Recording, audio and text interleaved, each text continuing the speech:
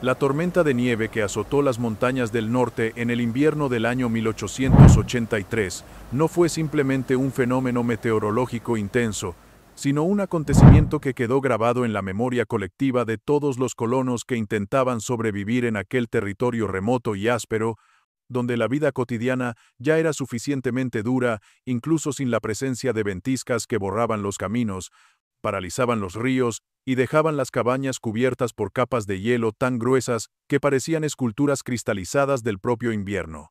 Durante esas semanas, muchos hombres fuertes que jamás habrían admitido tener miedo, reconocieron en silencio que la tormenta parecía tener voluntad propia, una especie de inteligencia fría que buscaba cada rendija, cada fragilidad y cada error para convertirlos en un castigo mortal. En aquel paisaje desolado vivía un hombre llamado Abraham Keldon, conocido en el valle no solo por su habilidad para cazar y rastrear, sino también por una excentricidad que muchos atribuían a su carácter solitario, la costumbre de hablar muy poco y observarlo todo, como si su mente recopilara información que los demás ni siquiera notaban. Era un hombre de montaña en el sentido más puro del término, alguien que conocía el comportamiento del viento antes de que éste cambiara de dirección, que escuchaba el crujido de los árboles como si fueran advertencias, y que sabía distinguir la nieve superficial de la nieve peligrosa, con un simple vistazo. Sin embargo, incluso aquellos que lo respetaban por su habilidad no entendían en absoluto la estructura extraña que había construido detrás de su cabaña, una especie de pozo cubierto por una tapa de madera gruesa, asegurada con piedras pesadas y conectada con la casa mediante un túnel estrecho del que siempre salía un leve rastro de vapor. Algunos vecinos decían que era un antiguo refugio. Otros aseguraban que Abraham guardaba allí provisiones para escapar de algún enemigo imaginario, y unos pocos, los más supersticiosos, afirmaban que aquel pozo escondía algo peligroso, quizá un horno mal diseñado, o alguna locura que terminaría explotando. La realidad, sin embargo, era muy distinta. Aquel pozo no era un refugio ni una despensa, ni un capricho extraño. Era una estufa subterránea, un horno de masa térmica construido con tanta paciencia y precisión que la mayoría de los colonos jamás habría tenido el tiempo ni la disciplina para replicarla. Abraham la había aprendido de su abuelo, un inmigrante que había sobrevivido a inviernos aún más crueles en las montañas escandinavas, donde el fuego era menos un arte y más un pacto silencioso entre el hombre y la naturaleza, una negociación continua en la que cada tronco se convertía en un tesoro que debía usarse con la mayor eficiencia posible. Suscríbete si te gusta el video. Mientras los demás colonos levantaban cabañas con chimeneas altas y estufas metálicas que devoraban leña sin descanso, Abraham dedicó meses enteros a cavar hacia abajo, no hacia arriba, porque sabía que el calor más poderoso no es el que se lanza al aire, sino el que se entrega a la tierra para que ésta lo retenga y lo libere con lentitud. Construyó un horno de ladrillo grueso, con un laberinto interno que obligaba al humo a recorrer un camino largo antes de escapar por la chimenea exterior. Después rodeó toda la estructura con arcilla compacta, tierra apisonada y capas de piedra que actuaban como un abrazo térmico capaz de absorber durante horas la energía del fuego. El resultado era una máquina silenciosa hecha para una única tarea: capturar calor y entregarlo lentamente, hasta que incluso las noches más largas parecieran menos amenazantes. Los colonos lo observaban cavar sin entender. Algunos se reían abiertamente, preguntándose por qué alguien querría esconder el fuego bajo tierra como si fuese un secreto vergonzoso. Otros decían que aquello era demasiado trabajo para un solo hombre, y que, en cuanto llegara el invierno real, se arrepentiría de no haber construido una estufa tradicional dentro de la casa, como cualquier persona sensata. Abraham seguía trabajando sin responder, porque sabía por experiencia que las explicaciones son inútiles para quienes no desean comprender. El tiempo, y no las palabras, era el único maestro que podía demostrar lo que estaba construyendo. Cuando la estructura quedó terminada, muchos esperaban ver humo constante saliendo de la chimenea exterior, pero aquello rara vez ocurría. Abraham encendía el horno solo durante unas pocas horas al día, a veces incluso menos cuando el clima estaba estable. Entonces dejaba que el fuego alcanzara su punto máximo, alimentándolo con troncos secos cuidadosamente cortados y acomodados para que ardieran con intensidad. Luego cerraba las compuertas y permitía que la masa térmica hiciera el resto. Durante días, el calor viajaba desde la tierra hacia la purar de cabaña en un flujo constante, lento e imparcial, sin sobresaltos ni ráfagas ni zonas desiguales. La mayoría de los colonos no creía que aquello pudiera funcionar durante un invierno real, pero la tormenta del 83 no tardaría en demostrar lo contrario. Antes de que llegara el verdadero desastre, la pradera había dado señales claras de lo que se avecinaba. Animales que huían hacia zonas más bajas, nubes que no cruzaban el cielo sino que parecían aferrarse a las montañas, y un silencio que no era natural, sino el tipo de silencio espeso, que anuncia que algo está a punto de romperse. El día en que la tormenta comenzó, el viento descendió desde las cumbres con tal violencia que arrancaba trozos de nieve endurecida y los lanzaba contra las cabañas como si fueran diminutas piedras de hielo. Los árboles se inclinaban tanto que parecían doblarse para protegerse, y el aire se tornó tan helado que cualquier aliento se congelaba en cuestión de segundos. Si el invierno normal ya era brutal, aquella tormenta era algo completamente distinto. Una especie de monstruo que devoraba todo lo que encontraba a su paso. En las primeras horas, las estufas tradicionales comenzaron a fallar. El humo era empujado hacia abajo por las ráfagas, el fuego se apagaba por falta de oxígeno, y los colonos corrían dentro de sus propias casas para intentar sellar puertas y ventanas. La desesperación se extendió con rapidez porque nadie estaba preparado para enfrentar un frío que no solo entraba por las rendijas, sino que parecía traspasar directamente las paredes. Y fue entonces cuando comenzó la verdadera historia del fuego secreto de Abraham Keldon, un fuego que no parpadeó, que no se ahogó, que no dependió de corrientes de aire ni de abrir compuertas en el momento exacto, un fuego que nunca estuvo a merced de la tormenta, porque no se encontraba expuesto al cielo, sino resguardado en la profundidad de la tierra. La primera noche de la tormenta fue suficiente para quebrar la confianza incluso de los más experimentados, porque el viento bajó de las montañas con un rugido continuo que parecía el sonido de un río de aire afilado corriendo entre los árboles, y la nieve caía de manera tan compacta que uno tenía la sensación de que el cielo entero se estaba viniendo abajo en un único movimiento blanco y silencioso. Las cabañas, que en días normales parecían refugios sólidos, comenzaron a vibrar como si estuvieran hechas de un material demasiado blando para la furia del invierno, y las llamas de las estufas tradicionales, que normalmente se alimentaban sin complicaciones, empezaron a comportarse de forma errática, temblando como si tuvieran miedo de continuar ardiendo. Los colonos intentaron avivar el fuego una y otra vez, pero cada vez que abrían la compuerta, una corriente helada invadía el interior y robaba la poca estabilidad que habían logrado conseguir. En algunas casas, el humo comenzó a descender porque las ráfagas bloqueaban las chimeneas, creando un peligroso retroceso que llenaba el ambiente de un aire oscuro y denso, lo que obligaba a las familias a abrir ventanas durante segundos que parecían eternos, permitiendo que un frío casi doloroso se colara hasta los huesos. Era una lucha sin estrategia, una batalla agotadora contra un enemigo invisible que no se cansaba jamás, mientras que ellos perdían fuerzas a cada minuto. En medio de ese caos, la cabaña de Abraham Keldon permanecía sorprendentemente estable. Dentro de ella, el aire no era sofocante ni excesivamente cálido, sino una calidez envolvente que parecía nacer desde el suelo, extendiéndose hacia arriba con una suavidad que resultaba casi inverosímil, considerando las condiciones exteriores. La tierra, cargada durante días previos gracias al diseño de su estufa subterránea, liberaba el calor acumulado como si fuese una criatura que respiraba desde las profundidades, y aquella respiración mantenía cada rincón protegido, sin necesidad de añadir un solo tronco más. Mientras los demás colonos se turnaban para vigilar sus estufas y evitar que se extinguieran, Abraham dormía durante horas sin interrupciones, porque sabía que su fuego secreto no dependía de su vigilancia, sino del propio equilibrio térmico del sistema que había construido con tanta dedicación. Cada ladrillo interno retenía calor como una esponja densa, y cada capa de arcilla comprimida hacía que la energía no escapara hacia el exterior. Era un diseño cuyo rendimiento no se medía en minutos ni en la intensidad visible de una llama, sino en la persistencia silenciosa de un calor que se movía con la lentitud natural de la tierra. Al amanecer del segundo día, muchos colonos salieron a revisar daños, aunque la palabra amanecer resultaba más simbólica que real, porque el cielo seguía gris y cargado, y la nieve se acumulaba en capas que alcanzaban la altura de las rodillas. La mayoría caminaba con los ojos rojizos por la falta de sueño y la piel marcada por el frío, mientras que otros, completamente exhaustos, apenas podían pensar en otra cosa que no fuera mantener el fuego encendido un rato más. Aquella mañana, al pasar frente a la cabaña de Abraham, varios se quedaron inmóviles al notar que ninguna columna de humo salía de la chimenea. Lo primero que pensaron fue que algo debía haber sucedido, quizá una falla interna, un incendio o incluso algún accidente fatal.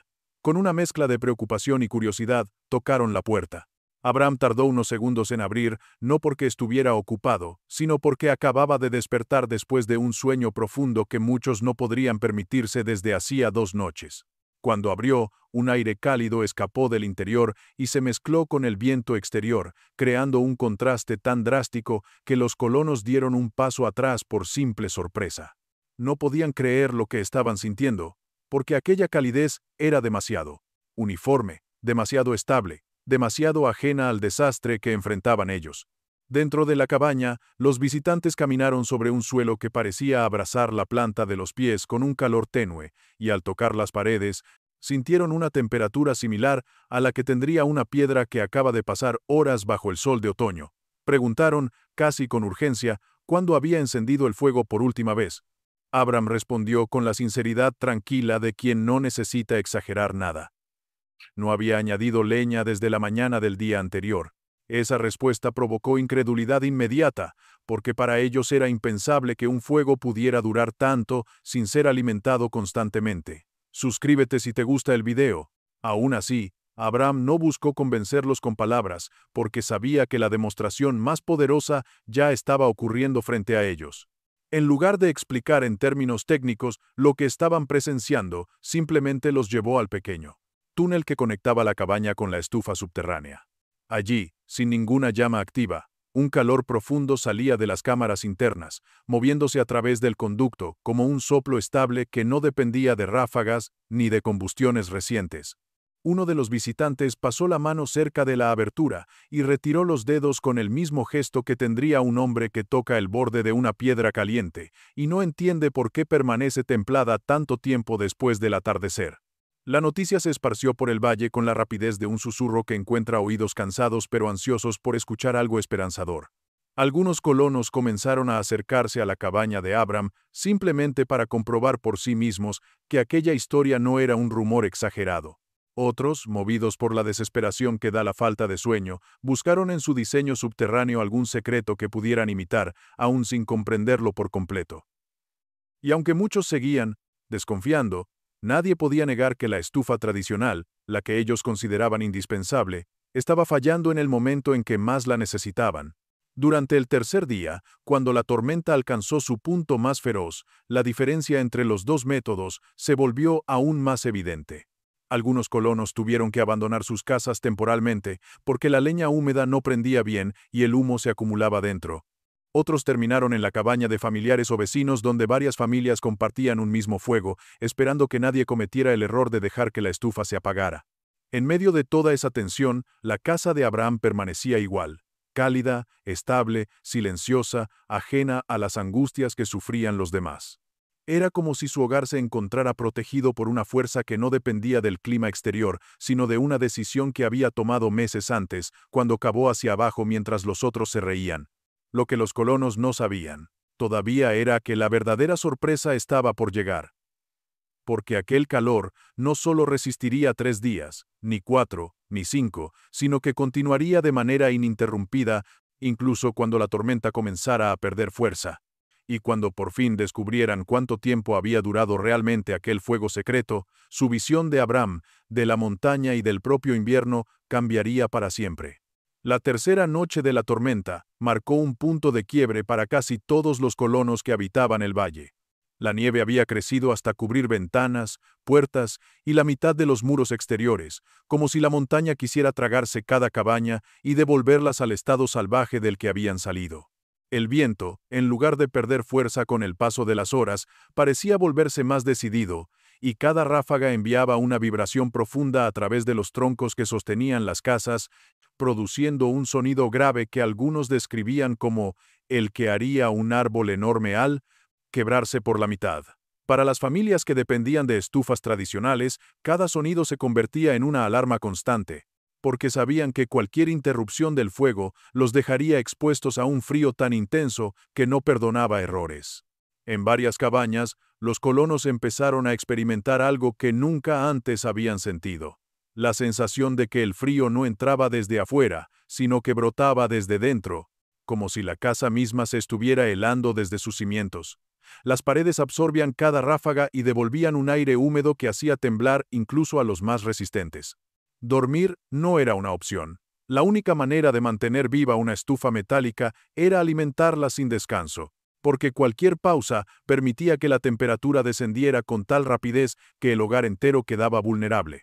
A esas alturas, muchos ya habían aceptado que estaban librando una batalla imposible, donde el enemigo no era un fuego débil, sino un ambiente que robaba calor a una velocidad absurda.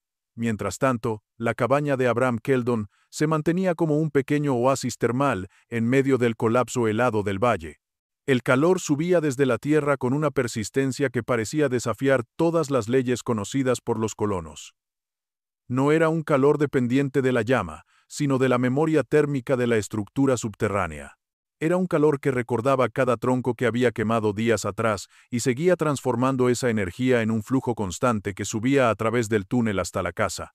Cada vez que Abraham apoyaba la mano en el suelo, sentía una tibieza tan estable que podía predecir que el calor continuaría durante largo tiempo, porque la masa térmica no había entregado ni la mitad de lo que almacenaba. El cuarto día, cuando la tormenta empezó a mostrar pequeños signos de calma, aunque seguía siendo extremadamente peligrosa, un grupo más numeroso de colonos decidió acercarse a la cabaña de Abraham. Algunos lo hicieron movidos por la desesperación, otros por curiosidad, y unos cuantos por una mezcla de orgullo herido y hambre de respuestas. No querían solo ver la estructura, querían entender cómo era posible que un fuego enterrado pudiera resistir tanto.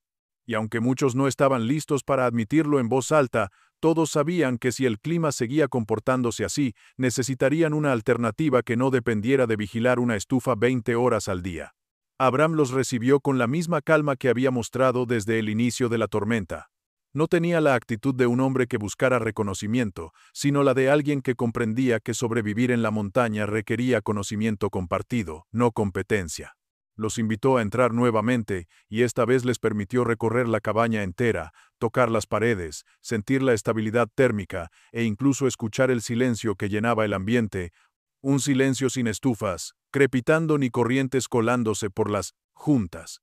Fue entonces cuando uno de los colonos, un hombre mayor que había trabajado como herrero durante años y tenía un conocimiento profundo de cómo funcionan los materiales al calentarse, se inclinó sobre el suelo y colocó su oreja contra la madera, intentando captar alguna vibración.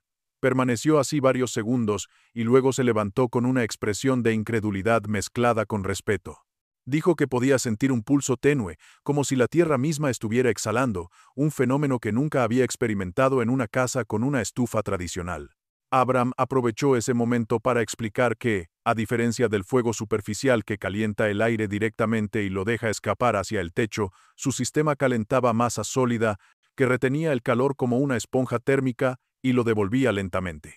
Describió cómo cada capa de ladrillo, arcilla y tierra apisonada funcionaba como una barrera que absorbía energía hasta saturarse, y cómo, una vez saturada, esa energía se liberaba durante días enteros, incluso en condiciones extremas. Explicó también que el viento exterior no influía en el proceso porque la estructura no dependía del tiro constante de una chimenea tradicional. Dependía únicamente del calor ya atrapado en la tierra. El quinto día, cuando la tormenta finalmente cedió lo suficiente para que los colonos pudieran comparar daños, la diferencia se volvió más visible. Muchas casas tenían paredes congeladas por dentro, algunas mostraban grietas en las juntas y otras estaban tan heladas que el agua dentro de los cubos había formado bloques sólidos. En contraste, la cabaña de Abraham mantenía una temperatura interior tan estable que el agua en sus vasijas seguía siendo completamente líquida. Ese descubrimiento provocó un impacto tan profundo que incluso los más escépticos dejaron de lado su orgullo y comenzaron a pedirle, con la voz más humilde que sus personalidades permitían, que les enseñara cómo replicar ese horno subterráneo. Abraham no se negó, porque sabía que aquel diseño no era un secreto destinado a él solo, sino un legado práctico que había sobrevivido durante generaciones precisamente porque debía compartirse. Les habló del tiempo que debía invertirse, de la importancia de combinar los materiales correctos, de la necesidad de excavar a una profundidad adecuada y de cómo cada ángulo y cada capa cumplían una función específica. Muchos tomaron nota mental, otros grabaron cada palabra en su memoria, y algunos comenzaron a mirar la tierra detrás de sus casas como si estuvieran observando un recurso que nunca antes habían entendido. El sexto día, cuando varios colonos regresaron para comprobar si el calor continuaba, se llevaron la sorpresa final: la cabaña de Abraham seguía templada. Y al preguntarle cuándo había cargado la estufa por última vez, él respondió, con la misma serenidad de siempre, que había sido hace exactamente 11 días, durante una mañana que ahora parecía muy lejana. Esa frase quedó suspendida en el aire como una revelación que rompió para siempre la forma en que aquel valle entendía el concepto de calefacción. La idea de que un fuego pudiera durar 11 días sin apagarse, aunque la llama hubiera desaparecido, era casi imposible de aceptar para quienes habían pasado años esclavizados por estufas que consumían leña sin pausa. Sin embargo, allí estaba la prueba palpable, visible, innegable. Aquel día, el respeto hacia Abraham Keldon cambió de manera definitiva. Ya no lo veían como un hombre excéntrico, sino como alguien que había recuperado un conocimiento ancestral que el valle había ignorado por costumbre o comodidad. Comprendieron que la respuesta al invierno no era quemar más leña, sino construir de manera más inteligente, trabajar con la tierra y no contra ella, y dejar que la masa térmica hiciera lo que siempre había hecho mejor que cualquier metal: conservar el calor con paciencia. Suscríbete si te gustó el video.